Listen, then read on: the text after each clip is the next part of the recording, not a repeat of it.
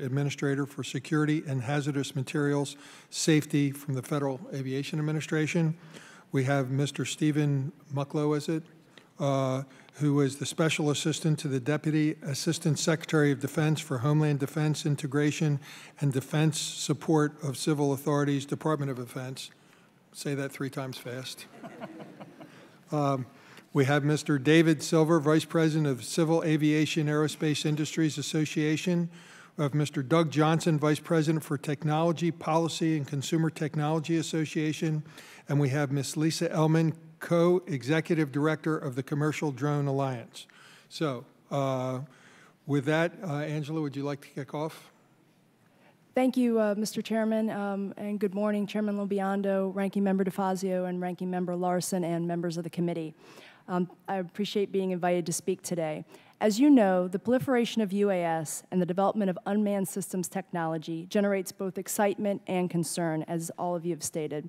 The potential for UAS as a tool for moving consumer goods, responding to disasters, and removing people from otherwise dangerous work is tremendous, but we recognize the misuse of this technology poses unique security challenges.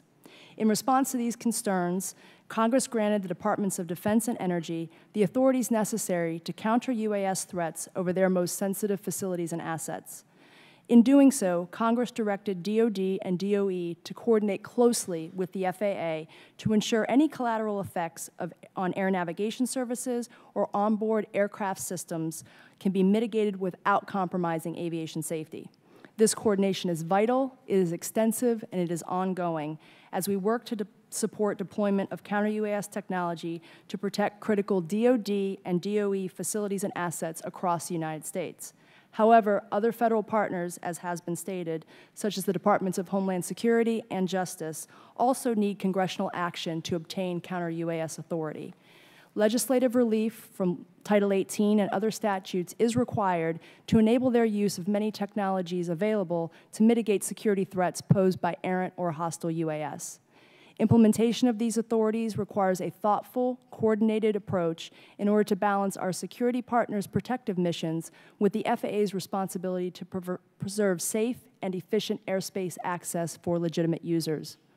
While FAA believes it can successfully work across the executive branch to safely implement such grants of authority, it is important to highlight 3 related policies that will greatly reduce the instances of hazardous UAS operations while enhancing the effectiveness of our security partners' efforts to counter them when necessary. Universal requirements for UAS registration, remote identification, and compliance with basic airspace rules are necessary conditions for safe and secure UAS integration. The current exemption for model aircraft, Section 336 of the FAA Modernization and Reform Act of 2012, is the fundamental barrier to effective implementation of these policy changes and presents an insurmountable challenge to the FAA and our national defense, homeland security, and law enforcement partners as we work to enable the benefits of UAS technology while maintaining safety and security for the American people.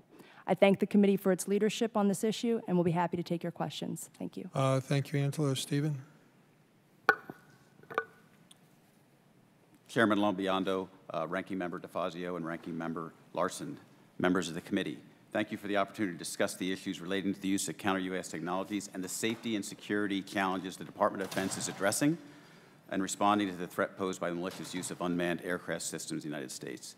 I want to make 3 points, or a few points right up front. 1, the UAS threat to DoD installations operations in the homeland is real and increasing. DoD is working to mitigate this threat amidst a complex legal environment. DoD is proceeding deliberately in close cooperation with the FAA and other federal partners to implement its legal authorities to counter these UAS threats. And also, DoD supports the enactment of similar counter-UAS authorities to enable DHS and DOJ to confront the UAS threat to their missions in the homeland. Regarding the threat, in the United States, U.S. technology is readily available and becoming less expensive, easier to use, and more durable. These factors make UAS increasingly attractive as a platform for criminal and other malicious surveillance, harassment, disruption, smuggling, and even kinetic attacks. As Secretary Mattis testified in April to the Senate Appropriations Committee, this is becoming an increasing problem. But amidst this threat, we have challenges, and DoD is meeting that UAS threat and the challenges amidst a complex legal and regulatory environment. First, it's classified as an aircraft. UAS are protected by a full range of statutes and regulations designed to protect civil aircraft. Counter-UAS technologies, especially those technologies that detect and affect UAS control signals and or disrupt a UAS in flight, could, without the exemption provided by Congress, violate several provisions of federal law. Moreover, some UAS technologies may cause collateral effects, including interfering with the legitimate use of electromagnetic spectrum and access to GPS. DoD works to mitigate the risk of these collateral consequences through extensive testing of potential counter-UAS technologies and extensive coordination with the FAA and other federal partners. We have a very deliberate approach to implementation. We appreciate the work of Congress to provide us authorities through the NDAA in FY17 and FY18, and we look forward to continued dialogue on how we can properly implement these things in a productive manner into the U.S. national airspace. Thank you for the opportunity before today to talk to this roundtable and this policy discussion. I appreciate your leadership, Chairman Lobiondo. As a person who grew up in South Jersey, I appreciate your leadership. Egg Harbor Township native. I grew up there as an Air Force I'm saying where in South Jersey? Egg Harbor Township, sir. Oh, yes. Okay. Absolutely. So I participated in sports with Bridgeton High School quite a bit. Okay. You get an extra gold star. I certainly look forward to your questions today. Okay. Thank you. Stephen, David, you're up. Good morning, and thank you, Chairman Lobiondo, Ranking Member Larson, Ranking Member DeFazio, and other members of the committee. AIA represents, sure, absolutely. AIA, we represent over 340 manufacturers in the aerospace and defense industry, including most of our members make the avionics and the aircraft itself. So this is a very critical issue for us, and we appreciate you taking the time to cover it with us today. We at AIA absolutely support the need for law enforcement to mitigate drone threats. But as these efforts ramp up and the increasing usage of drones within the aerospace, it is important to seek input from the users and stakeholders of the aerospace. We have the experience, we have many years working in these fields, radiated fields, high-intensity radiated fields, electromagnetic interference, EMI. We've done a lot of work hardening our aircraft, and what we don't want to do is introduce any new risks that we are not prepared for. So taking time to do this correctly, as Ranking Member Larson pointed out, in conjunction with the FAA, is critical, I think, to all of us in achieving the universal goal of protecting the national airspace. We think that also as critical as that is that we don't insert any new impacts to current commercial and civil aerospace needs. What we don't want to accidentally do is shut down an airport. So these are important considerations as we move forward. And once again, like other of the panelists, I would like to thank the committee for its leadership in this area and the opportunity to talk to you today. I look forward to answering your questions. Okay. Thank you, David. Doug. Thank you, Mr. Chairman, ranking members, members of the committee, for the opportunity to be here on behalf of the Consumer Technology Association. To borrow a phrase that I think Ms. Stubblefield used at the last FAA symposium, looking at counter-UAS holistically, from the operator standpoint, there are the careless, the clueless, and the criminal. Okay, so two of those can be addressed through education initiatives and improved efforts on that front, and we're deeply involved in that in a couple of different ways, including the Know Before You Fly campaign, but also targeted outreach to younger operators. Regarding criminal behavior, we certainly support the federal government's efforts on that front. We hear from our members about their concerns as these counter-UAS technologies are explored, about the importance of protecting personal privacy and confidential business information. I would also note the implementation of Section 2209 regarding critical infrastructure is very important. We still don't have that. There's been a piecemeal approach to that at the state and local level to date. We're looking for an organized approach. Regarding drones themselves, our industry supports and is contributing to a remote identification solution. A few years ago, we developed an industry standard for serial numbers for drones. We participated in the UAS ID ARC. We are now working on a standard for remote identification, which is obviously a fundamental in the context of counter-UAS. We think it's also important to recognize the distinctions between the more capable and less capable drones. This distinction was drawn in the remote ID ARC. We think it's also consistent with the views expressed during that ARC by the law enforcement and security communities. Finally, the consumer drone industry stands ready to contribute solutions to address security concerns. The detection and identification technologies are built into consumer drones in many cases, but our members tell us that laws must be very clear about the use of these technologies. The mitigation of errant drones is complicated, but the remote ID technologies and identification means are not. It should be perfectly legal for authorities to detect and decode these signals, and to the extent that the legal authority is not clear, it should be made clear. Thank you very much, and I look forward to answering questions. Thank you, Doug. Lisa. Okay. Thank you, Mr. Chairman, ranking members, and members of the committee. We're here because drones are critical to our future. Technology has surged ahead, and drones are now powerful tools for all vertical sectors of our economy. On behalf of key commercial drone industry players, the Commercial Drone Alliance works to educate, because while innovation has moved quickly forward, our laws and policies have lagged behind. For the commercial drone industry to safely take off and benefit the American public, we need a systematic framework enabling development of highways in the sky, just like we have for cars and airplanes.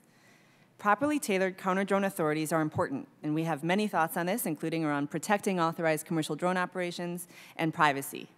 But for this framework to succeed, we need simultaneous reform of Section 336 of the 2012 Act to enable the FAA to implement basic, very basic rules of the road, including remote ID, for all UAS operators. Without this reform, there's no ability to tell friend from foe. The federal government has therefore held back the commercial drone industry, and innovation suffers. This reform is important today to automate low-altitude drone operations, but also for tomorrow to enable the future of automated human air transportation. I applaud this committee for trying to enable this exciting future in a way that is safe and secure, and I look forward to your questions. Thank you. Thank you. Stephen, you referenced the close working relationship with FAA. Could you and Angela, maybe can you give us an idea of what that looks like, that working together, how closely, et cetera? Absolutely. From the time, sir, that we started the process of implementing the authority granted by Congress, we have worked closely in the policy that was established with FAA. We coordinated fully on all associated actions with our counter-UAS capability that we would be employing before we even implemented anything. So it was a process right from the start where we engaged directly in the planning process before implementation. And then through implementation, we've worked closely as we've tested and looked at the capabilities that would employ at our DoD installations throughout the United States with FAA at a site-specific look based on the capabilities we'll employ and also the effects it could have in that particular airspace. And we continue that dialogue regularly. As a matter of fact, we've established a mechanism where every 2 weeks we meet recurringly just to talk about issues associated with counter-UAS implementation between the Department of Defense and FAA. So we conduct implementation in a way that introduces our counter-UAS capabilities in a very safe manner into the national airspace. That's the goal. We want to do that, and we continue to work with them daily to do so. Do you have anything to add, Angela? Yes, sir. And Steve probably wishes he only heard from me every 2 weeks. It's actually a dialogue that goes on almost daily regarding the efforts for DoD and the Department of Energy as well to deploy counter-UAS technology at their sites across the country.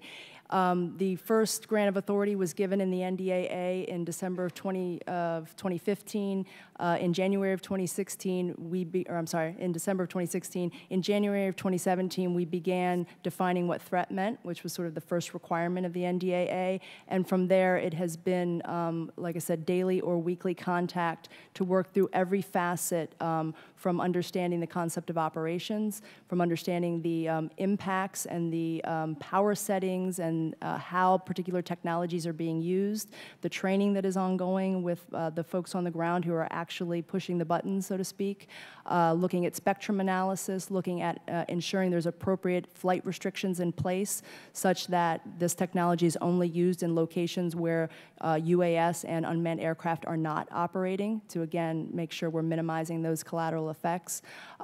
We have reporting and notification requirements wherein DoD makes notification to the FAA as soon as operationally feasible once a technology system has been used, and then periodically until the conclusion of any given incident where they're engaging a errant or a hostile UAS.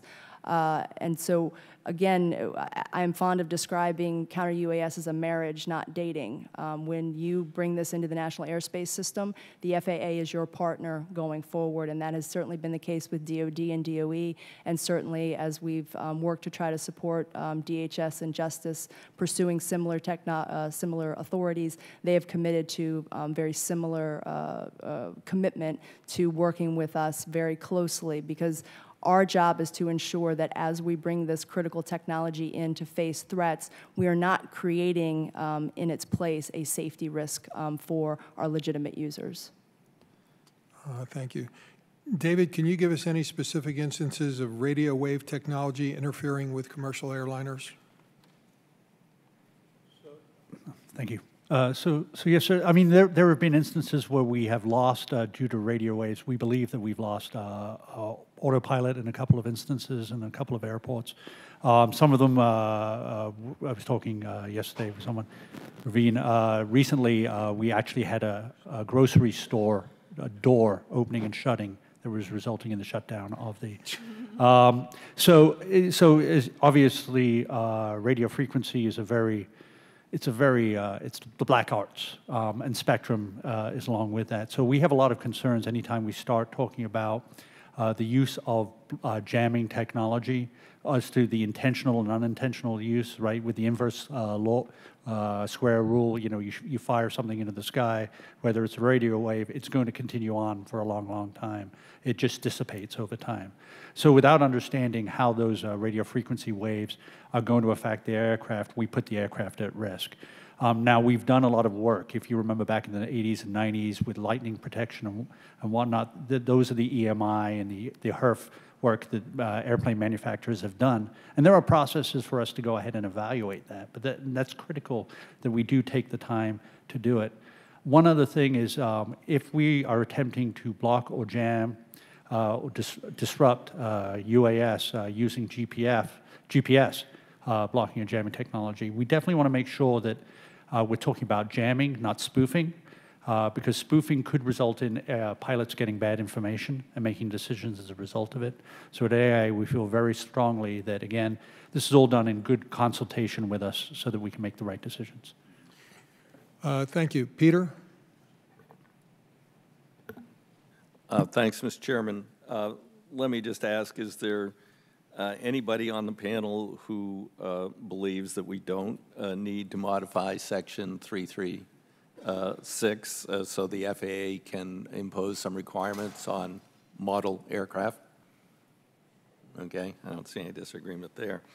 Okay, well, moving on from that, then the question becomes, as Mr. Silver was just pointing out, what technologies might we authorize for counter-drone use, and how might they affect the national airspace and the safety of commercial aviation and legitimate operation of drones or commercial drones by either hobbyists or commercial entities. So I note, Ms. Stubblefield, that there's a recently published report on counter-UAS by the FAA that says a large proportion of counter-UAS systems actively marketed to U.S. government customers do not perform at a satisfactory level. And then the Joint Improvised Threat Defeat Organization said threat targets were very resilient against damage. Would you care, or anybody else care, to comment on that? I mean, where are we at in terms of being able to discriminate? I mean, first, now we can't discriminate because we don't know who's operating these things, but to remove drones in a discriminate and safe way, what's the most promising technology, do you think, at this point? Thank you, sir. So just to your point about discrimination, that is correct. Until we have some form of remote identification that applies universally to all UAS operating in the national airspace system, right now, every UAS that's in a place it shouldn't be looks to our security partners as a potential threat. And certainly as we look at then moving to how do you detect, identify, and then when necessary, mitigate a threat. Those are the types of the ways that technology is generally categorized in this space. There is a lot of technology out there. I think a recent BARD study said there's 230 products from 150 vendors in 20 countries. So there's a lot that's out there. The vast majority of it is based on military technology. And that military technology has not really been adequately tested in civil environments. Now, the FAA, in response to direction from Congress in the 2016 reauthorization bill under Section 2206, did conduct a pilot study at 4 different airports. Atlantic City was our first. We also worked with the FBI at JFK, Denver International, and Dallas-Fort Worth to take a sampling of what we thought were the most technically ready technologies for detection, and we evaluated them in the airport environment. And the airport environment is a highly densely populated interference environment. And different types of technologies. We have everything from radar to electrical, optical, infrared, to the radio frequency that was described earlier, acoustic. There's a variety of different types of technologies out there. Each of them has their limitations and their advantages. In the airport environment, each of them found challenges. And in particular, when we think about the airport environment, which is where the FAA was focused, the vast majority of the UAS sightings that are identified are taking place 3 nautical miles or more from the airport. So the range of this technical capability to identify something that far out, to discriminate it properly, is challenged. In addition, when our partners are looking at detection, one of the key things is trying to discriminate, is it a friend or a foe, as Ms. Ellman said. And without remote identification and knowing something about that UAS, it's very hard for them to do that. So they're treating all of them equally at this point. One of the key reasons why Title 18 relief is critical for departments like DHS is to be able to do more testing of these various technologies in civil environments where there are interferences and impacts that are very different than they are in a conflict zone. And that's hopefully something that they'll be able to achieve authority to do. And then we've all been sharing data. DOD has shared data with the Interagency Department of Energy as they're doing testing to be able to ensure, again, that we understand the impacts as we take this very deliberate, judicious approach to bringing it into the national airspace system. Just to your point about the distance from the airport, could you just restate that again? I might have. Yes, sir. How far did you say? So about 75% of the UAS sightings that are reported to the FAA are occurring 3 nautical miles or more from the airport. So detection at the airport using this type of rather expensive and at this point underperforming technology in the airport environment is not something the FAA supports. We think that remote identification that's going to enable us to identify and locate the operator, to engage them for education or when necessary enforcement, is going to remove a lot of those activities from the airspace, bring them into compliance, and thus reduce the concerns of our airport authority partners. Mm-hmm. Couldn't also drones, particularly recreational drones, be required to have geofenced, GPS technology built in to keep them out of prohibited areas? Certainly, geofencing is an option. It can be a challenging option depending on temporary closures of airspace. Right, as well as we're also seeing UAS being used actually on the airport to do inspection of runways, to do inspection of aircraft. So there are some challenges with sort of just a blanket dependence on geofencing. Okay. Anybody else want to follow up on that? I will, Ranking Member DeFazio. The geofencing, to your geofencing point, that is a technology among several that are built into a vast majority of consumer drones today. One solution doesn't solve all problems, of course, but that, along with altitude limitations, remote or return to home in the event of low battery, and various other hardware and software technologies are helping to support safer operations of the drones themselves in the consumer space. Thank you for the question, Ranking Member. On behalf of the commercial drone community, we are very much in support of the spirit of the counter-drone legislation, but we do urge as well, just like David described in the manned aviation context, of course, there is the risk of interference with authorized commercial drones. And so, we believe that the legislation should authorize surgical, selective, safe technologies that narrowly targets the individual drone that's a threat in the air. Obviously, there could be collateral damage. There's all different types of counter-UAS technology out there. There could be collateral damage that's even worse than the initial risk itself. So we are very much in support of this legislation, but we believe that there needs to be very much attention to that and how it might interfere with authorized operations. Yes, sir. Just had one thing to add. Certainly, sorry. One thing to add, Ms. Stubblefield pointed out perfectly that what we found as we've implemented within DoD is that it's the combination of technologies that's producing most effective.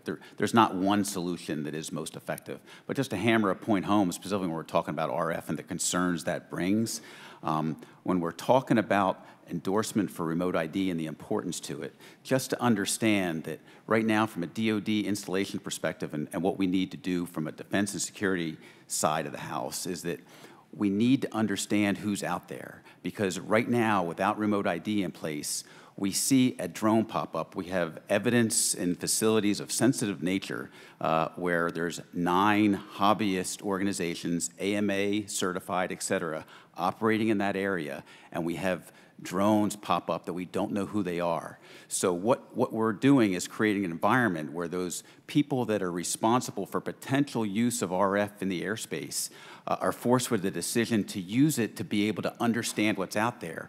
And remote ID will reduce that vulnerability and risk, and therefore reduce the risk that we put in place because we're using RF.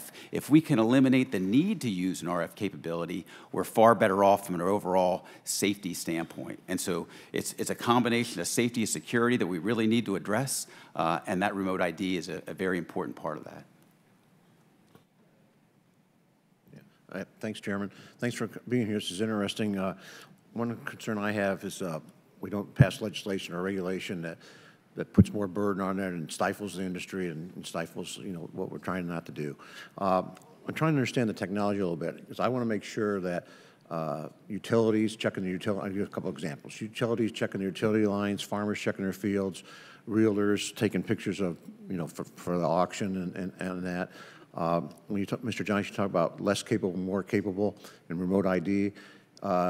Drones that would do those basic functions I just mentioned, are they limited in what they could do for this other, more terrible things we don't want to think about? Can you explain a bit, or would remote ID have to be in all of them, or how's this technology interface, or Go ahead. Yeah. Happy to elaborate on the point I made earlier about that. I think it's important, and I think many parties recognize the importance of distinguishing based on capabilities. And if there's a drone that fits in the palm of my hand that can only fly a few feet away and back, probably don't need remote ID for something like that.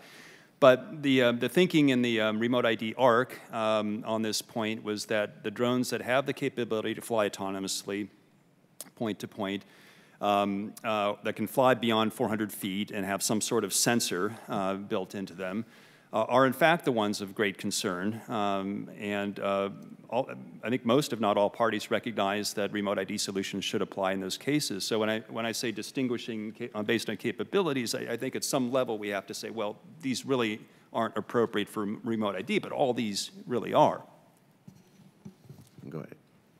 I would just mention on the remote ID ARC report, there was not consensus around the use of a capabilities-based approach. There was disagreement over which drone should on the ARC, correct? Yeah, there was not consensus on that point. From the commercial drone industry, or the Commercial Drone Alliance perspective, we had proposed a weight-based approach, which is familiar because it's the same approach as the current registration threshold, 250 grams and above. And say that last part. 250 grams and above is what we had proposed, although that could vary. But the idea is just the heavier the vehicle, you could have a very heavy vehicle that isn't capable of flying very far, but is still in what we're designing these highways in the sky. We're all in the same drone ecosystem flying together. So, you know, rather than focusing on intent or capabilities, our proposal had been focus on weight and give the FAA the discretion to properly regulate all UAS. They just raised another thought with a drone vehicle that can't go high could have the capability to do radio frequency jamming or screwing with it, I guess. I don't know how to say it. Is we correct, or so that would be a concern still, or not? Or if it's going to be high in the air, is that what you're saying? well, I don't know. I want to make sure that we're not going to put an undue burden on, you know, the entities I mentioned. You know, transmission utility line checking, real farmers and that, versus, you know, somebody wants to do harm. You know, that has the technology. I'm starting to understand the technology. You know, if we have a drone that's capable of doing the things I mentioned, but is it still capable of doing these other things? Or, you know, we have certain, I want to make sure the regulatory environment fits the right, to do the right protection. Does that make sense? Yes, sir. I certainly share that there's a balance we need to address. But I think what we need to make sure we understand in that discussion is that when we leave a pathway for a malicious user that could, you know, impose danger to us from a security and defense perspective, that's what we're trying to safeguard against. Right now, we have an exposed vulnerability because we don't have the ability to ID all from a remote perspective. So we're inducing an increased risk in the airspace because we're using counter-UAS technology to be able to do that for us. Whereas remote ID is going to provide the right balance of safety and security, and that's why we need to approach remote ID. What is there a cost, real cost concern, remote ID and all the UAVs or not? Well, there are always costs associated with technologies at some level. The point I was trying to make was that some drones clearly aren't of great concern, but many are, and the remote ID ARC, we heard from law enforcement that their greatest concern were drones with these capabilities. Yeah. So notwithstanding the fact that there wasn't total agreement on that point, there was a recognition that some distinction is appropriate, whether it's done one way or another. Mr. Gibbs, but I very much appreciate your point because we're obviously trying to enable expanded commercial operations to do utility inspection or pipeline inspection or power line inspection, disaster response over people, and the commercial drone industry has, because these drone security issues, including remote ID, as well as counter-UAS authorities, have not yet been dealt with, the commercial drone industry has been hindered. We don't have the broad expanded operations to fly beyond visual line of sight or over people or at night. The operations over people rule was about to be proposed about 1.5 years ago, and then during the interagency process, it was held up because of these drone security concerns. So I'm very encouraged that we're all here talking about these issues, since we clearly need to focus on these issues so that we can enable this amazing new marketplace to truly open. Right now, a lot of companies are having to go fly overseas and do their research and development and testing in other countries simply because we don't have the regulatory framework here in the U.S. Thanks, Frank. Thanks. And I would just add, industry, along with our regulators, has a very strong history about determining, based upon operational use and risk, as to what measures should be put in place. I mean, we have distinctions between Part 23 and Part 25, operational 121, 135. So the key thing is starting the dialogue as soon as possible, coming to agreement that it's the appropriate and right thing to do, and then moving out and presenting everybody with the solution. Thanks all for coming. Just to start with Mr. Mucklow, DoD was granted authority in 2016 for certain facilities. You've rolled it out, though, for only 2 facilities to date. Is that right? NDA in 2017 was the first authority, and at this point we have 2 facilities operational using counter-UAS capability. That's correct, sir. Is that, would you characterize that as a slow rollout, or are you? I'd characterize it as a deliberate and necessarily deliberate rollout. Yeah. That we've done it in a deliberate fashion, working closely with our partners to make sure we introduce this capability safely. Yeah. without going into details of which facilities, are you using different counter UAS at each of the facilities? Is there a mix of? So, yes, sir. So it's a process where the first two, it's the same capability, but at the same time in several other installations, we're just about to start testing of additional capabilities. And we continue to look at emerging technology that can be used to counter this threat.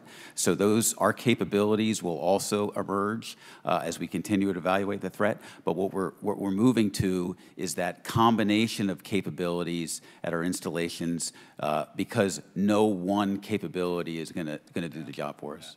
So, Ms. Stubblefield, how do you, and I don't know if you, with the two facilities you're talking, or the ones you're adding, or with DOE facilities, you've got a couple of airports, I know at least of one, Honolulu and Hickam, where the airport and the Air Force Base are practically one and the same, right next door to each other.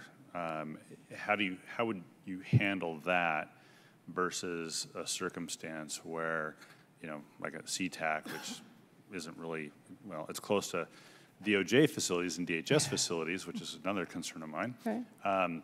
But it's not necessarily close to Navy bases far enough across the water. So how would you handle like a Hickam, Honolulu type of situation? Absolutely, and I think it's important to talk about, as Mr. Mucklow said, you know, this deliberative, judicious process. There are procedures and guidance that are being managed at multiple levels within DoD. There's some guidance that is DoD-wide. There is some guidance and instruction that is coming at each service is providing, and then there are things that are site-specific. And so it's in that site-specific space where we really start to look at what is the particular technology, what is the air traffic environment, as you point out, being co-located or being further distant from an airport.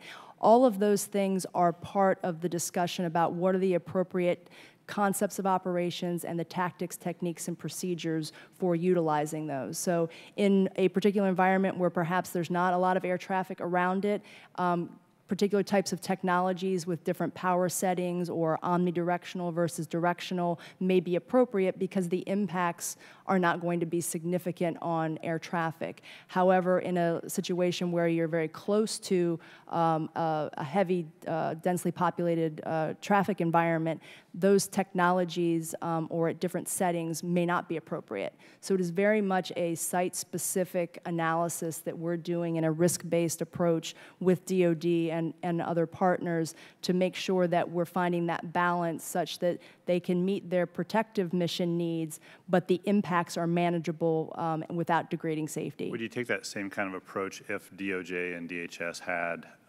authorities? Absolutely. And in fact, really we've been breaking ground with DoD. We have a roadmap we've put together, checklist we've put together that we're utilizing also with the Department of Energy, and similarly we'll be sharing with DHS and DOJ should they receive authority. Because from the FAA's perspective, we have to deal with everyone who's bringing the technology into the airspace. So consistency and a consistent rigor of process and procedure is incredibly important to us to being able to manage the workload associated with the proliferation of these technologies in the system. Have you had any outreach or any necessity? Has it been necessary to bring in the GA, the general aviation community, as part of these discussions, or is this as an airspace user? We have not.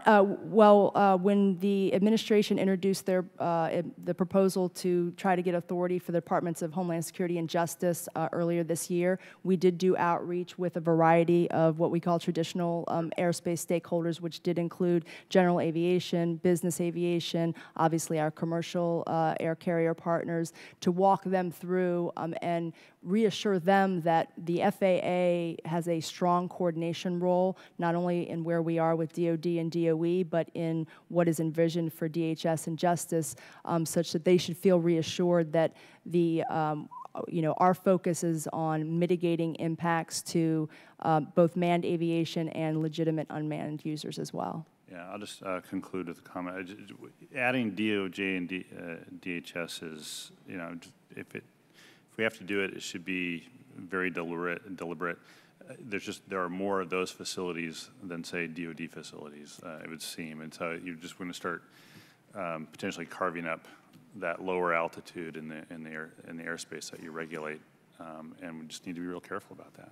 Yes, sir. We definitely agree that it needs to be a deliberative approach. And again, in the proposals that have been put forward for their authority, they've been tailored missions, and they have maintained that strong coordination position for the FAA and taking a risk-based approach to how and under what circumstances and which technologies are utilized. Yeah, I haven't been here that long, but tailored missions become untailored missions fairly soon around here. So.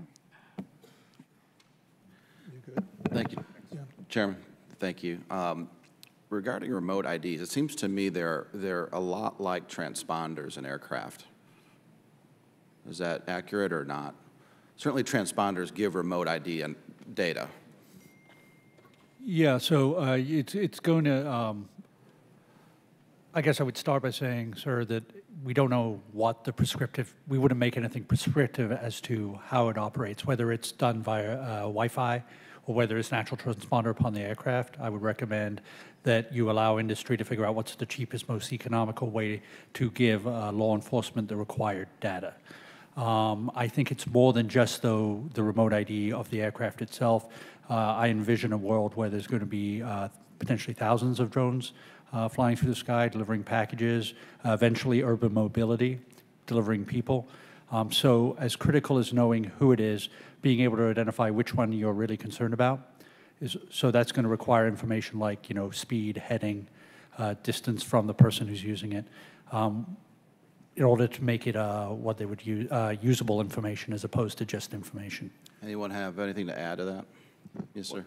Just about the importance of industry standards in this area, as I mentioned in my opening remarks, one of our recent initiatives is to develop an industry standard for remote identification. This is a fundamental. Right. In fact, even before that, we developed an industry consensus standard for serial numbers as kind of a building block. So the role of standards is recognized certainly by FAA. The technology is there, but the standards need to be there too and need to be referenced ultimately as well. So that's another area where we're making a contribution. And I'm happy to have industry really develop its own standard and present it. I think that makes a lot of sense. As you're thinking through that, how are you going to account for the fact that for decades, and rightfully so, there have been aircraft flying in what is now known as Class G airspace that aren't required to have transponders, that do carry some of this information that you're talking about. And it's never been a problem, nor should it be, because it's Class G airspace, right? It's particularly airspace that is not around airports, that is not otherwise heavily traveled, and that it is the most voluminous class of airspace that we have in this country, I believe. It certainly goes to most areas of this country up to 700 feet. And I don't think anyone would stand for having required planes that fly in those areas and just in those areas to have remote ID or transponders like they don't now or anything else. So how are you going to safeguard the encroachment from your standards into aircraft and whether or not they have to have transponders or a remote ID? If I may, sir, I think when we look at remote ID from the FAA's perspective, and I want to be quite clear that remote ID is not just about security. It's also about safety. As we look to expand operations, we have to have the ability for UAS to know where other UAS are, and that's a key fundamental piece. But also, when we talk about our security partner's stake in this, it's knowing where the operator is. So see and just to cut to the chase, so see and avoid is a key component here, and you can see and avoid with aircraft in Class G. You can't see and avoid necessarily with the drones, especially when you go off line of sight. Correct, and I would argue that we have remote identification on every manned aircraft because we have tail numbers. In a tail number, I can tell something about that aircraft, and right now, so I can make some limited threat discrimination. Would tail numbers be good for you guys? It's a little hard to see. For the drones? Well, we have registration. Yeah, we already have registration. Right, but you can't see that. Problem solved, Chairman. Right. Got it done. Yeah, I think from an another aircraft in the air, say like last year we had an incident where an F-22 was in a close proximity to the UAS. I don't think that's going to help in that category. Right. But certainly from an installation protection perspective, anything that can identify something rapidly is what we're after. And so in that case, tail numbers would be helpful. Mr. Silver. Again, sir, again, I don't know what the solution is, but in my mind, I imagine a concept where if I had a helicopter flying over a installation, I would have means of communicating with that pilot to tell him he's in the wrong place. So, however that means is attained, you know, whether it's through a remote ID that gives me a pilot's remote operator's number that I can call and tell him he's in the wrong place, before I even have to escalate. You know, we don't shoot helicopters out of the sky, I hope. But the same thing, I think, would be the goal with remote ID. Okay, did you want to add something? I just want to add quickly that, you know, the federal government has held back on expanded operations flights beyond visual line of sight, partly because there are these unidentified, and it's not anything about modelers. There's nothing about modelers that have changed. They still fly in a way that is safe. It's just that the airspace around them has changed. And so as the technology proliferates and the commercial drone industry is now emerging, you know, the rules of, there just need to be some very basic rules of the road that are low cost. So that's interesting because I wasn't talking about modelers. I was mentioning general aviation mostly. Oh, okay. But that was my next set of questions, a nice segue, and very quickly, so out of respect for my colleagues. My good friend, Mr. DeFazio, mentioned 336, and he referenced modelers and said, do any of you think that 336 doesn't need to be changed? And again, he referenced modelers. It left me with the impression that you all thought something was wrong with what modelers were doing. So I want to go into more detail here. What have modelers done or not done that make them that we need to change 336 to affect modelers? FAA? Yes, sir. Thank you for digging more deeply into that question. As you rightly point out, the around 200,000 or so modelers that exist out there today have been flying safely. They are aviation enthusiasts. The challenge, as Ms. Ellman... They're artists, they're scientists. Most of the astronauts that have flown on the space shuttle and other missions have been modelers themselves. Absolutely, sir. And many people who can no longer do manned flight choose to do modeling as a way, again, to keep that love of aviation, which we absolutely prize along with them. However, the environment in which they're operating has changed.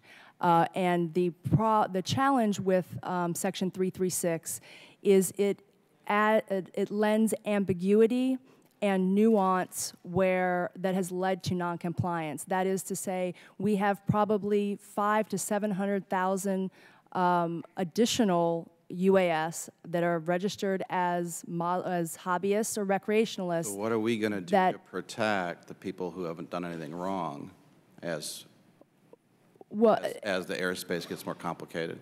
If 336 were repealed or significantly changed, the FAA has not taken a heavy-handed approach with modelers in the past. Understood. So what are your comments in this regard? Yeah, CTA first. Excuse me. Very quickly, we can go to round two. Okay. But we got a lot of members who want to ask questions. So whoever was going to go next, and then we'll go to the next one. And that's fine. I was done with my questioning. Okay. Our organization and others in the unmanned and manned aviation space came together and worked on language that is reflected in the Sanford-Davis Amendment that would support that culture of compliance among the hundreds of thousands of operators that were just referenced. We think that's the right approach. Wholesale repeal of 336 is not. We think we have a solution in the form of that language. Okay, thank you. Donald, you're up.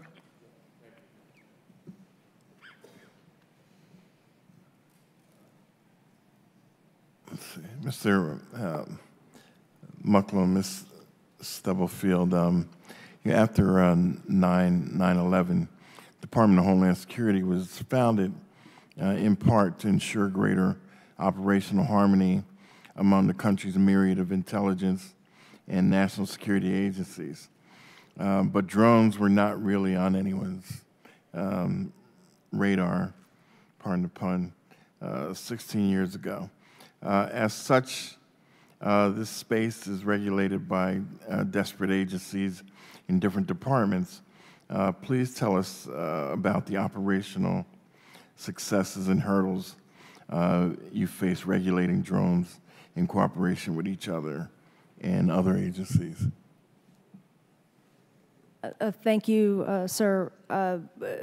as we've talked about, the main challenge right now that we and our security partners see is really about identifying friendly, compliant drones from non-compliant drones, those who are just clueless and careless versus those who have hostile intent.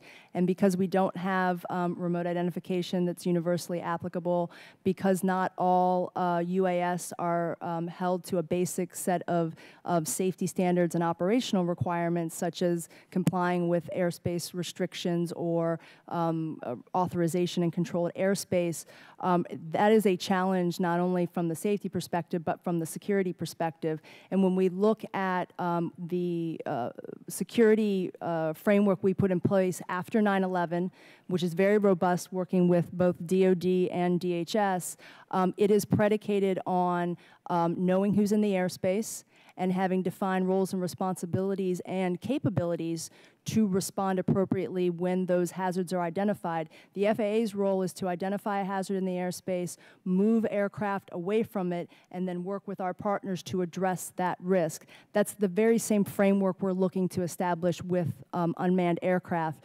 Remote identification and ensuring there are some basic requirements that apply to every UAS are key foundational pieces to building a robust security framework that can complement and indeed support the further integration of UAS. Mm-hmm. Yes, Congressman Payne, thank you for that question. And the relationship with DoD and DHS is superb. We work together on a number of issues. Certainly, the UAS problem, the ability to counter it, is something we work closely together with.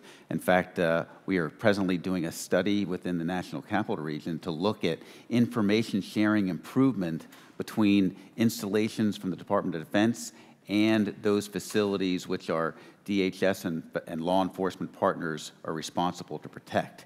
So improved information sharing is certainly a solution that helps in this ability to counter this UAS problem. So we work in that way, and in fact, in the National Capital Region, we have the National Capital Region Coordination Center to be able to feed all information from any of our partners as to what we are seeing and observing and detecting with respect to UAS. And we use that information and share it amongst one another to make sure that we provide that right security. And certainly an FAA is a key aspect of that. So it goes back to not just the security aspect of what we're trying to achieve, but also safety. That if we know something is certainly, you know, not a malicious user, we all want to know that, and we want to know that as rapidly as we can. So we're not putting something like RF transmissions into the airspace unnecessarily. And and a lot of my work at Homeland has been around interoperability, so it's good to hear that you're working well together. The other question, how many instances of hostiles do you find? Is there a proliferation of incidents that you find security risk? I can give you the Department of Defense numbers. From last year, there was over 75 documented incursions into prohibited airspace that we worked with the FAA to ensure there was prohibited airspace, and we still had incursions into that airspace. And those are the ones that are documented. Certainly in larger facilities, we probably had more incursions than that were undocumented. But that's just data from last year. Okay, thank you. And go ahead. if I may, Congressman, what's important to note is we don't know how many of those were actually hostile, because we don't have the ability to identify the locator. Exactly, sir. So they could be folks that just strayed into the wrong place. But that's, again, part of the challenge with not having that ability to locate the operator and find out what exactly they were doing there. I see. Okay, I'll yield back, sir. Jason. Thank you, Mr. Chairman, and thanks to the panel for taking the time to inform us on some of these things. Let me see if I can't just shift gears a little bit away from national airspace and national security assets, even away from general aviation, and get into more privacy and property rights. Talking about schools and somebody's backyard and businesses and things like that, and how we're going to find the sweet spot on those sorts of balancing acts between this wonderful technology and now counter technology and privacy and property rights. As some of you know, I offered an amendment to the FAA bill to support the FAA's integrated pilot program because I thought the solution to those problems were a mix of federal and local law. But when it comes to counter drone technology, I also believe we need to tread kind of carefully there too, in determining how we use that, so we're not interfering with the technology. So what are the plans, or where are we with regard to something below 400 feet and somebody's use of counter UAS technology, and where all you think we should be going here? Because I do think that there's some unanimity here on, obviously, national airspace, commercial flights, national security assets, and something, in order to protect that. But the elephant in the living room still is those folks on the ground are worried about, A, someone misusing drone technology, but B, somebody misusing counter-drone technology. So I just want to open that up to the panel and see if we can't drill down a little bit there and see what your thoughts are. Anyone, it doesn't matter. Representative Lewis, I'll start, if I may, sir. First, we agree with you that the integrated pilot program is really going to be critical in figuring out what that mix looks like between local, state, and federal authorities and responsibilities in this space. So we're very excited and putting a lot of both resource and energy into ensuring we can get everything we can out of the IPP. To your point around individuals' concerns with the use of UAS, certainly, again, I'll go back to remote identification. Just as now, if you're a homeowner and you see a prowler or someone has, is trying to get into your home, you call law enforcement. Right. That's very much the same protocol we would expect when someone sees a UAS and is concerned that it presents either a privacy or a potential safety or security concern. But right now, law enforcement shows up. They might be able to see the UAS, but they don't know where the operator is and they don't know who it belongs to. Therefore, the ability to take action is limited, which brings us to the counter UAS piece. Right now, because the vast majority of the technologies and really any mitigation technology runs afoul of current federal laws, only a few federal agencies have that authority. No state, local, or private entities have that authority. And again, because of the nature of the technology that is currently out there for counter UAS, it is not something that's appropriate to sort of just turn loose for anyone to use because of the significant potential consequences for not only aviation spectrum impacts and avionics, but also other uses of the spectrum as well. Emergency response communications, law enforcement communications, things of that nature can also be interrupted by these types of technologies. Let me get the rest of you to respond, but I guess the question I've got is, which law enforcement? I mean, we're all looking for a way to allow law enforcement to do their due diligence to protect privacy and property, but which branch of law enforcement? And that's the battle, not the battle, but that's sort of the sweet spot we're trying to find. And with regard to the counter UAS technology, we've got to find that sweet spot, because otherwise I'm afraid the counter drone technology is going to look like a shotgun, and we don't want that. Yes. So that's my point. Go ahead. Well, I was actually, so thank you for the question, Mr. Lewis. And it's a really great point on privacy issues. And I just wanted to make the point that as we're considering this legislation, privacy and protecting proprietary data and business-sensitive data and trade secrets for the commercial drone community is very important. I'm holding up my iPhone because for many, this is actually the control station of the drone.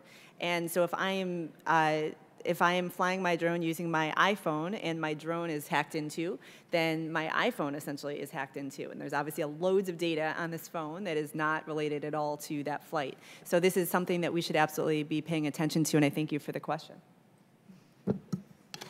Excuse me 1 minute. It Yes, was an interesting question. Which law enforcement? Who do you call?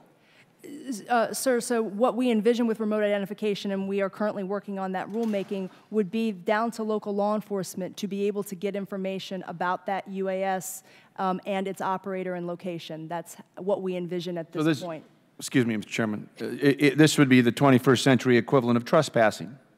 And the trespassing is a standard common law nuisance, which local law enforcement and the police power handle. Absolutely. Whether it's drone or counter drone. well, certainly from the perspective of being able to respond to, identify, and engage with the potential perpetrator. Now, the manner beyond that in terms of engaging the aircraft itself, because of the technologies that are available, to include perhaps a shotgun, you know, bullets go up, they also come down somewhere, and just as police officers don't readily discharge their service weapons, we wouldn't expect the same as well in that regard. Okay, I want to yield back, but just let me say this is something we've got to figure out, or the courts will. I can guarantee you that, but I appreciate your testimony today, and I yield back, Mr. Chairman. Okay. Eleanor, you're next.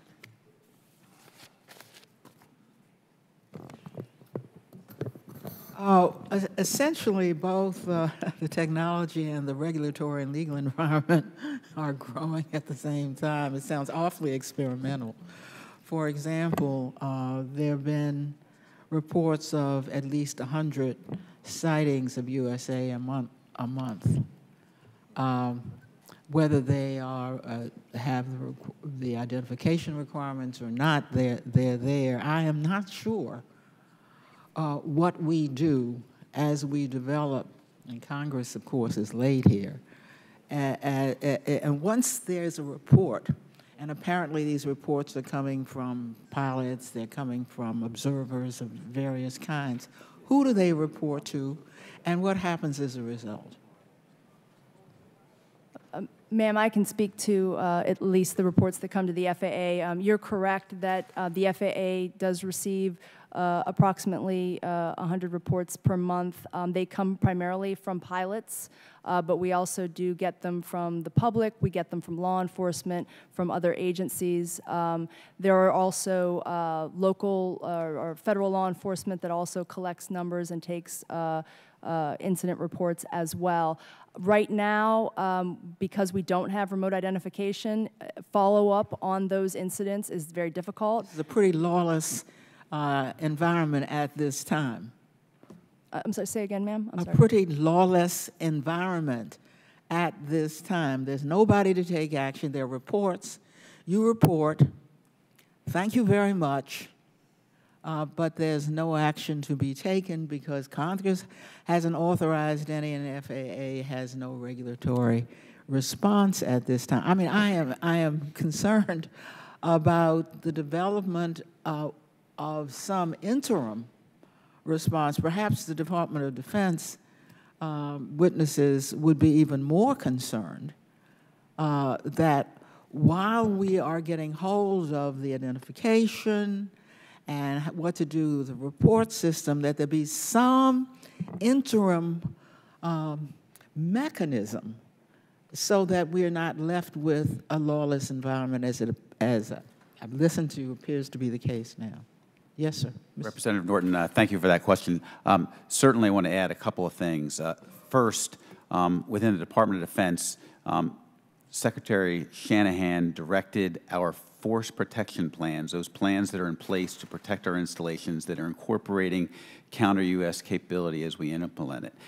There is direction to them to incorporate working with the local law enforcement and partners on all their planning and reporting actions because we need to get the information from users on the ground. Are you at least keeping between the FAA and the Department of Defense records of these reports? Absolutely. So that's how we know there are 100, approximately 100 per month. Certainly, and what we want to do is go after the users to make sure it's not malicious use, and sometimes it may be accidental use. And one such example was during Fleet Week, where we have ships within the Department of Defense go up to New York City.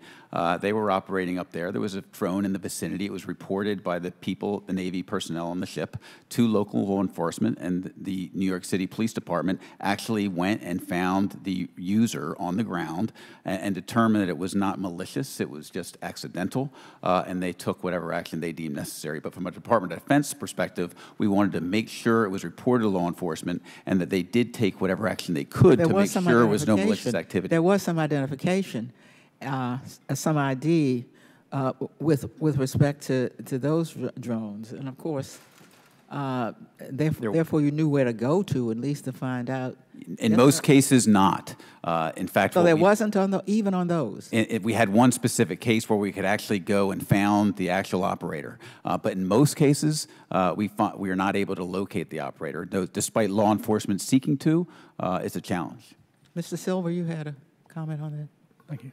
Yes, ma'am. I think that the maintenance of the safety record of our current national airspace is preeminent and must be achieved. I'm amazed that we're able to keep it safe, given how little we're able to do and how little we know about this environment, and with no regulatory mechanism in the interim to deal with it. Yeah, we want to continue to enable the growth while at the same time maintaining that safety record. Now, we have partnered with the FAA, both manufacturers, both from the traditional manufacturers as well as with the new entrants. There is a UAS safety team, which was formed that is built upon the model of the civil aviation safety team, where manufacturers are working with the regulatory agencies to come up with solutions that don't require regulation to ensure that events like these don't occur, which has got to be a paramount goal of whatever. See, otherwise you get what you have in, this is my district, the nation's capital. You have a total ban on U.S. You can't do anything here. And actually, despite that, there was one that landed on the grounds of the Capitol. Shows you what lawlessness is really all about. Are there other areas, by the way, around defense and secure operations where there are total bans, as there are around the certain bans in the nation's capital? Are there places in the United States like that? Where there are total bans? Have they been configured so we know where they are around the United States? Yes, ma'am. So the FAA has used its 14 CFR 99.7 authority for sensitive security instructions to put up temporary flight restrictions, UAS-specific flight restrictions at facilities, federal facilities across the country. Right now, the FAA only has the authority to take those requests from federal defense, intelligence, or security agencies, and we have, in fact, done that. We have over 300 facilities from DOD, the Department of Interior, the Department of Justice, the U.S. Coast Guard, as well, where we have put up those restrictions because of the sensitive nature of those facilities. And we have a public website where that information is available. So a number of third-party vendors download that information. The FAA also has a Before You Fly app that enables users to go in and basically, based on where they're physically located or where they plan to operate, they can determine where there are these prohibited areas in which they should not be operating. So we are taking those steps to try to educate. And those bans have where you can't operate at all, they've been effective? Yes, ma'am. And obviously, again, this is where we get to that place because the locations that Mr. Mucklow talked about are also restricted areas where UAS shouldn't be flying. The challenge is getting to the operators and educating them and ensuring they understand that. And this is, again, where, unfortunately, Section 336 has presented that challenge of we have a large number of recreational users that don't understand that they are part of the national airspace system, don't know that there are rules and requirements, and therefore are operating in places that they shouldn't be. And because, again, we don't have the authority to assert a basic set of requirements across the totality of everyone operating in the airspace, that is our challenge. And both the safety, the efficiency, and the security of the national airspace system depends on everybody cooperating and everybody participating. And right now, we don't have that option. Understanding what the rules are. Mr. Johnson, you had a response. Thank you. Yes, for sure, an easier path to compliance is going to help support safer and lawful drone operations. So that's really important. And the approach there that we're supportive of, as I mentioned earlier, in legislation that's pending is essentially a Part 107 light. Let's make it easier for those hundreds of thousands of operators to comply with requirements that are appropriate for consumer, recreational, hobbyist users. The other point I'd like to make is that even if we had remote ID today, and it was everywhere, education is still going to be really important to get to those operators that were mentioned before, the clueless, the careless. So we're really going to have to continue that as kind of an evergreen effort going forward. Thank you very much. Just a quick question. Angela, are nuclear plants on that ban list? So nuclear facilities are privately held or state-held, and therefore the FAA's current authority under 99.7 does not extend to them unless they were to be sponsored by a federal entity. We do have restrictions over 7 Department of Energy or National Nuclear Security Administration sites, but your average nuclear site, sir, is not held by a federal entity. Okay, thanks. Doug?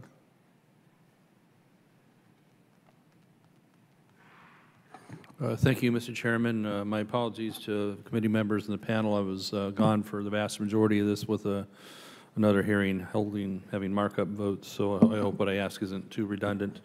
But I appreciate your appearance here and opportunity. I come from far northern California, a very rural area that has a lot of hydroelectric power and, of course, the power lines that travel through there. A lot of levees, several dams. So this UAS or drone technology is very and can be very, very helpful and capable in making inspections and the type of eye in the sky you would need to do a better job of inspecting these things more often. Obviously, we're a very fire-prone area going through it right now with the season upon us. And, you know, power lines were blamed and maybe unfairly blamed last year for a lot of it. So the technology is very important, and its expansion and utilization is key, I think, to doing a better job on all these types of infrastructure. But they're also vulnerable to others that would like to cause harm or mayhem as well. So if someone wanted to damage power lines or, you know, use this to somehow start fires or what have you, what kind of counter drone technology is available, or methods or regulatorily available to protect from those that would be using drones inappropriately or, you know, for criminal activity? What could be done to basically shoot them down and things of that nature?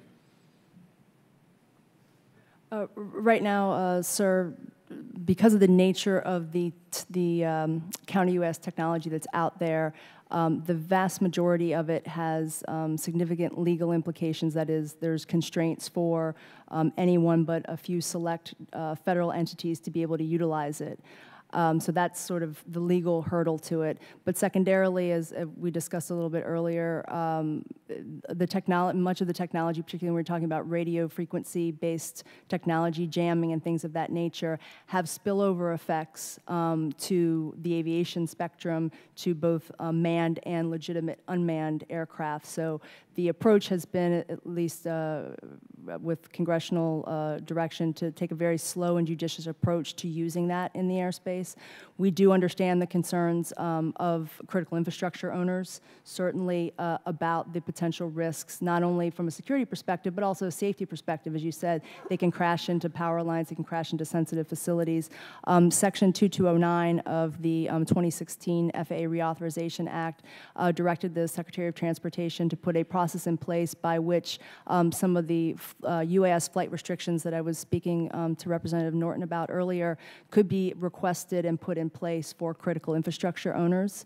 And we're working on that rulemaking right now. So it would enable a dam owner, a hydroelectric plant owner, to petition the FAA to put up a flight restriction for UAS over their facility. And again, with the education and the proper regulatory environment to ensure that all UAS operators are aware of and hopefully comply with that, those challenges should dissipate as well.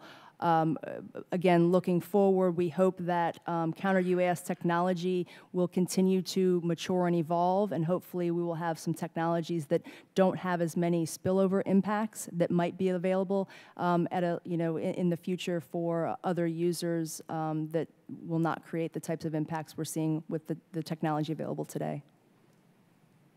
So you termed it as an FAA standby situation, right? With ability to actually counter some of the illicitly used drones? Is that kind of, you're talking about also a regulatory zone or overlay too, but how about something more aggressive if there indeed is some type of a physical threat? Obviously, right now, again, taking any action against a UAS, which is classified as an aircraft, is technically a violation of Title 1832. So from that perspective, again, the authority to do that only rests with a very few federal agencies. Yeah, I understand. So that is not an option that's available to a normal protective detail in charge of a critical infrastructure facility, for example. So a federal agency on or near the site, for whatever reason, isn't quite equipped to do much of that yet? They're not, sir. And in fact, not only are there only a few agencies, but those that are, like DOD and DOE, can only protect their facilities. They don't have the authority to protect other facilities at this time.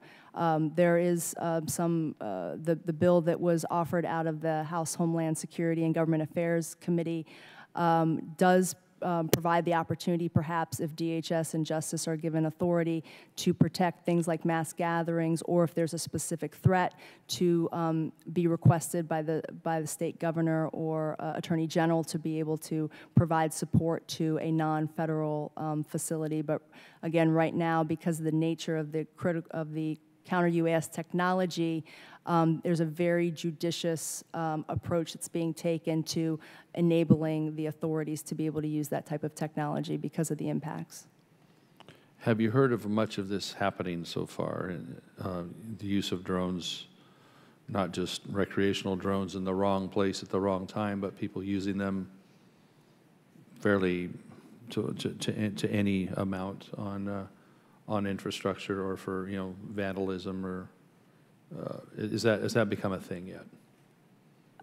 Certainly, our security partners, and Steve could tell you, we've seen overseas some use of UAS in a intentional malicious manner by terrorist groups.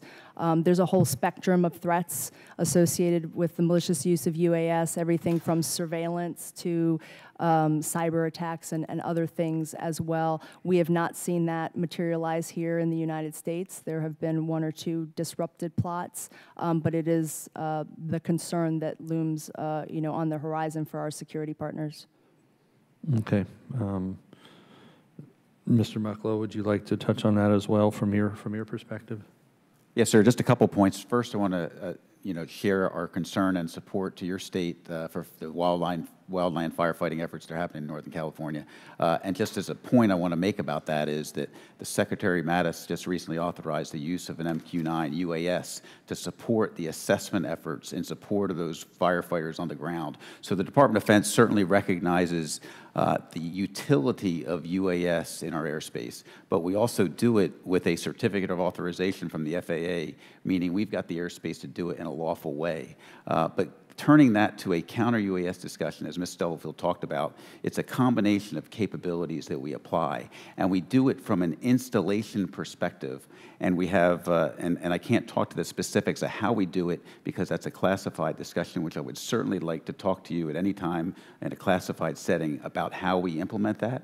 But it's done centrally to support the defense of critical assets within installations so as to reduce the risk that we may impose if we use specific RF capability that could be a safety issue in the U.S. national airspace. So that's our general approach. Going to your threat discussion, if we were to have a discussion in a classified setting, I could show you some potential discussion relative to use that we've seen, and that's related to ISIS planning and efforts to go on overseas and how that may be used for application within the United States, which we haven't seen materialize yet, but certainly there's classified briefings that could give you full insight into that capability that continues to develop and emerge and that we're very watchful of. And forest fire being a tool that some of those types of organizations are looking at to cause mayhem in our 50 states. So I don't know how we're doing on time, sir, but just lastly, maybe if you could get to me later on. Hey, Doug, excuse me. Yes, sir. Been pretty generous. Okay, thank you. I don't see a clock, so I can't tell. Thank you. Okay. Okay. Dan? Thank you. I'll make this very quick. I want to ask Ms. Stubblefield, and you sort of touched on this a little bit, and this is probably for further discussion. But has the FAA looked at what current regulations are in place that will need to be changed in order to permit the use of some counter-UAS technology? I'm sorry. Right. For example, Part 91 really, what it says, an individual cannot interfere with the flight crew. You could say, well, counter-UAS technology, would be prohibited by Part 91. Are there other regulations? Is FAA, as you're going through this, looking at what regulations are now on the books that may need to be changed, revised, in order to permit counter-UAS technology? Within the FAA, we have not taken the specific look at our regulations, but there are a number of federal statutes that are implicated by the use of counter-UAS. Many of them in Title 18, as I referenced earlier, 32, which prevents disruption or destruction of an aircraft. There's the Wiretap Act, the Computer Fraud and Abuse, and a number of others. And then there's the aircraft piracy in in Title 49 as well. When the grants of authority have been given, like to DOD and DOE, and I can certainly get back to you from our general counsel's office a clearer answer, but we have not at this point seen the need to change our regulatory mechanisms or our rules when that particular grant has been given at the federal level with exemption from those laws like Title 18 and 49, sir. But I'm happy to get back to you with a more fulsome I just want to make sure we're not counsel's running office. into those issues that we're looking at all of it right now. Yes, Is this new technology coming in? So, thank you. Yes, sir. You good, Dan? Yeah, Peter? No, Andre said he said he didn't have any questions. Oh, okay. Peter? Ms. Stubblefield, as I mentioned earlier, there are two somewhat different approaches proposed in the FAA reauthorization regarding, the Section 336. So could you give the FAA's view on these? I listened to my colleagues, and I don't understand. I mean, first off, does the FAA want to go out there and ground model aircrafts, and people have been sophisticated and understand the rules and have been doing this for years? And do you want to adopt regulations that would somehow impede their hobby?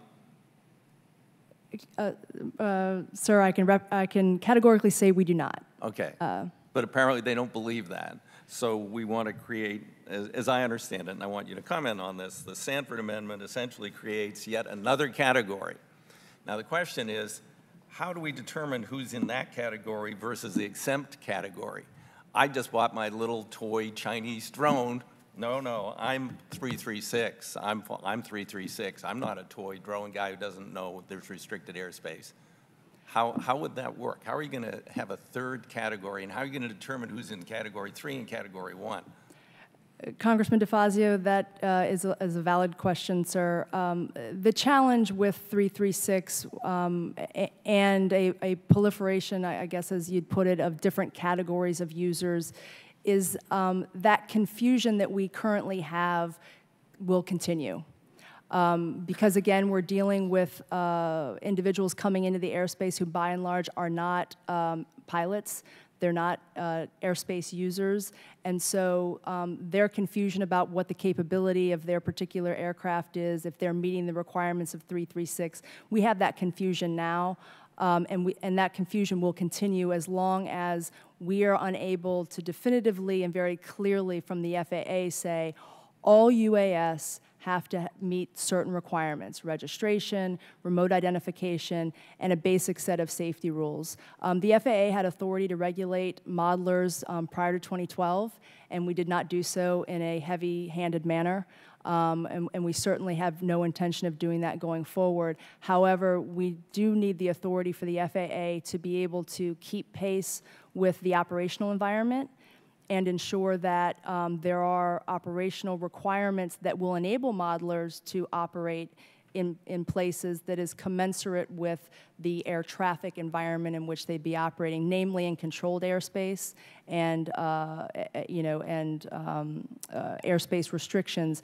We would need to ensure that they operate there such that they're not potentially causing a safety or a security constraint that will wreak havoc in the system. And just as the very first car users didn't have a lot of rules, as more and more cars came on the streets, we had to have regulation about it. If we had in our modern traffic system on the ground today cars that didn't have to abide by rules, we would very quickly find ourselves in a very dangerous and unstable situation. And that's our concern for the national airspace system, as long as we have those who are not under the same basic set of rules for complying with operational requirements in certain areas.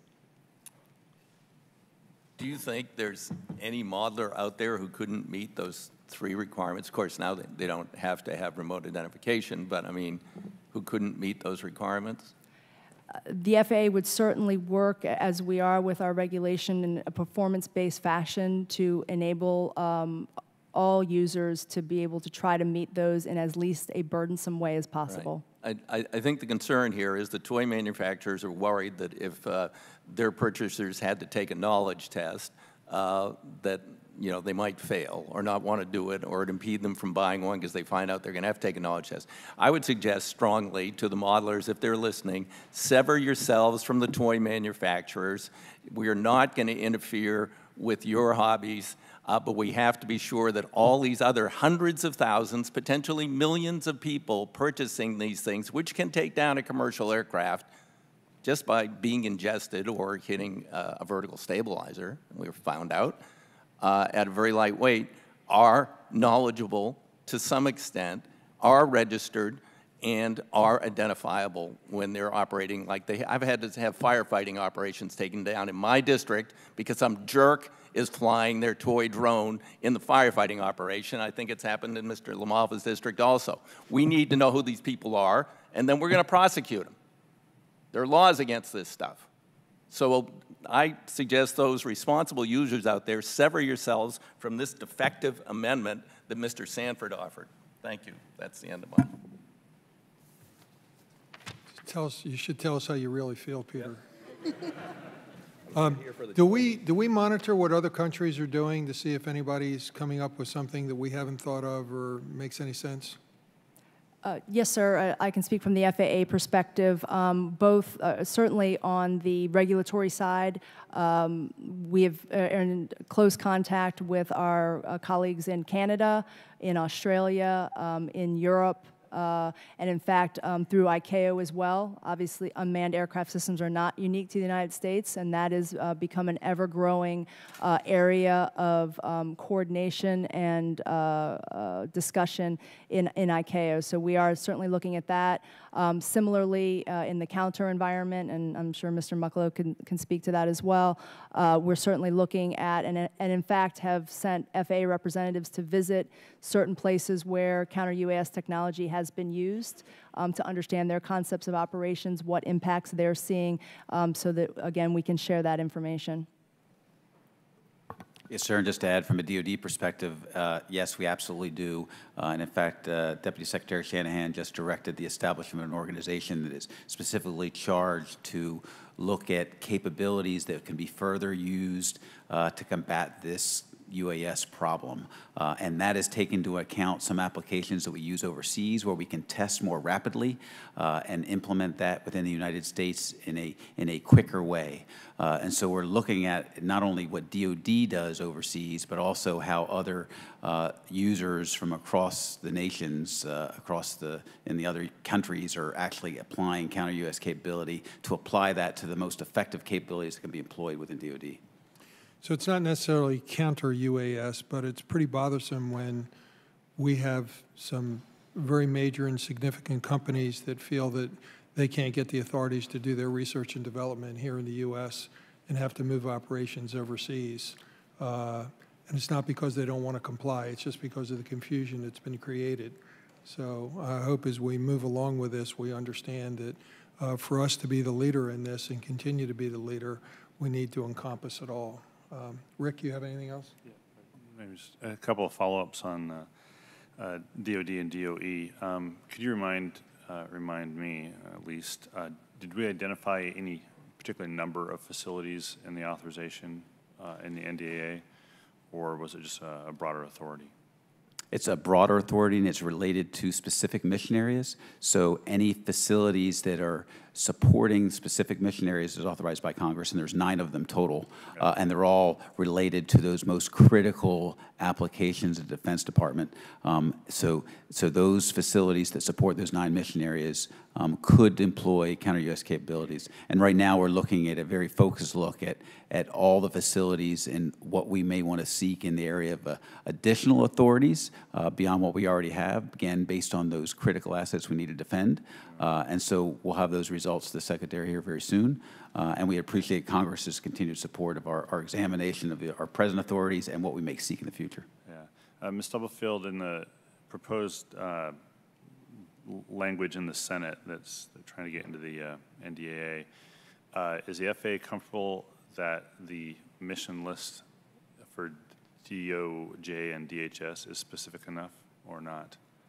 Yes, we are comfortable, and one of the primary reasons we're comfortable is because the same coordination mechanisms and requirements that are in the NDAA for us to work with DOD and DOE are replicated in that bill as well. Do we use the same language? The language in the Senate bill that's they're seeking to incorporate talks about consulting with the FAA when it is determined that aviation safety and such is.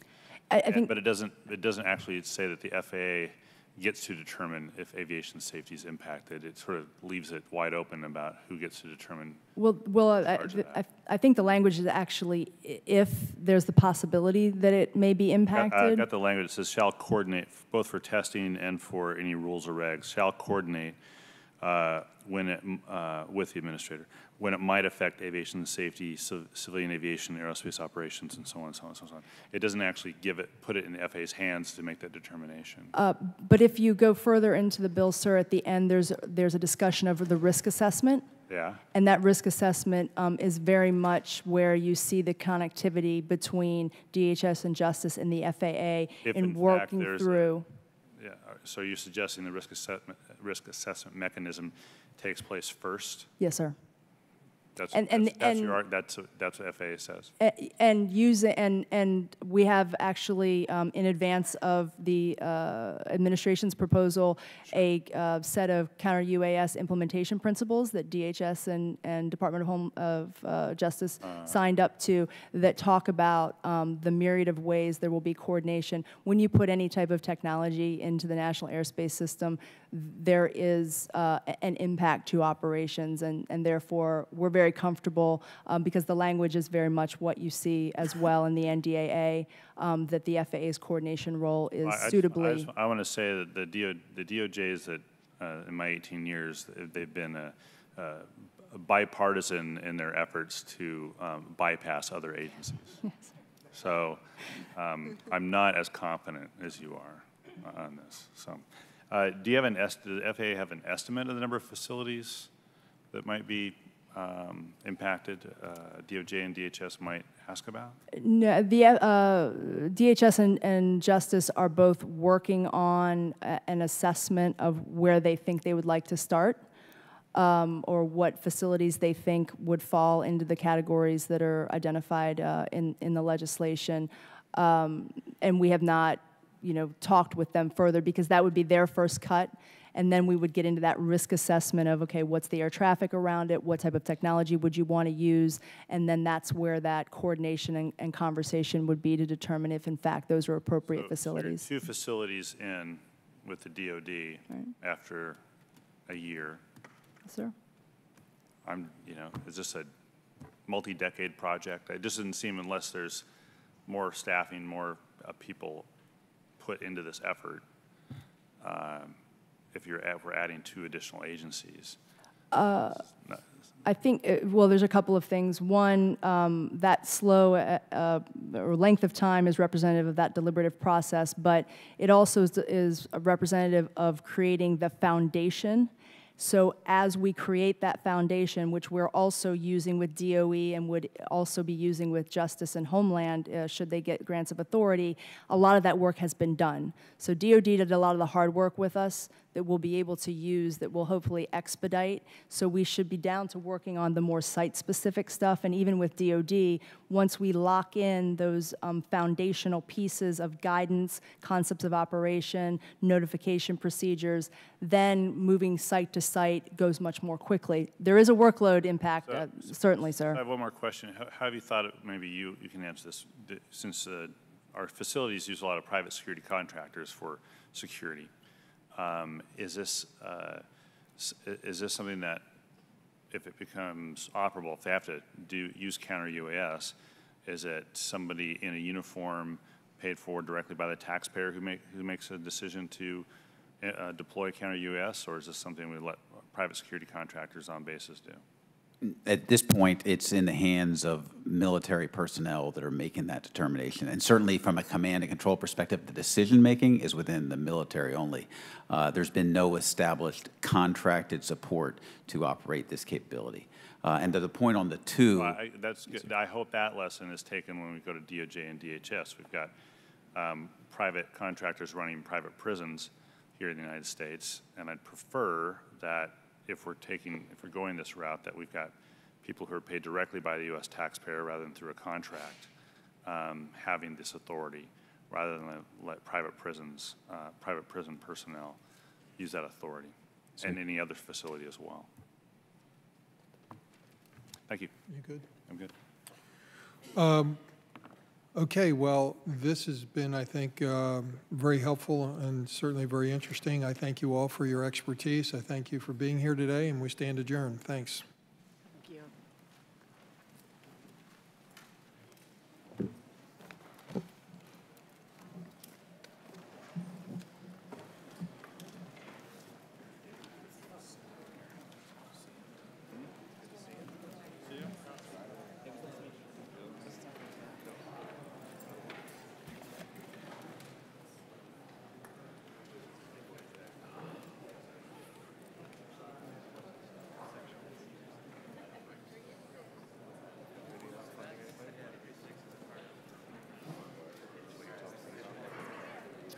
I haven't gotten there yet.